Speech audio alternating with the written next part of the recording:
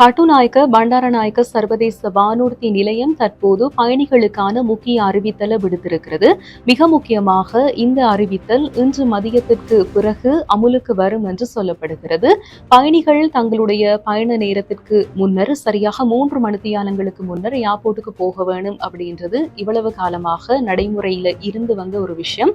ஆனா இனி வரக்கூடிய காலங்களில் மிக முக்கியமாக இன்று மதியம் முதல் அமுலுக்கு வரக்கூடிய வகையில உங்களுடைய பயண நேரத்திலிருந்து 4 மணித்தியாலங்களுக்கு முன்னரே நீங்க ஏர்போர்ட்டுக்கு போக வேணும் அப்படின்னு சொல்லி தற்போது விமான முகாமைத்துவ பிரிவு சொல்லி இருக்கின்றது. அது மாத்திரமில்லாம பயணிகளுடைய நன்மை கருதி மிக முக்கியமாக அவர்களுக்கான நெரிசலை தடுக்கிறதுக்காகவும் அவர்களுக்கான சிறந்த சேவையை வழங்குறதுக்காகவும் தான் இந்த நடைமுறை அமுலுக்கு வந்திருப்பதாக சொல்லப்படுகிறது.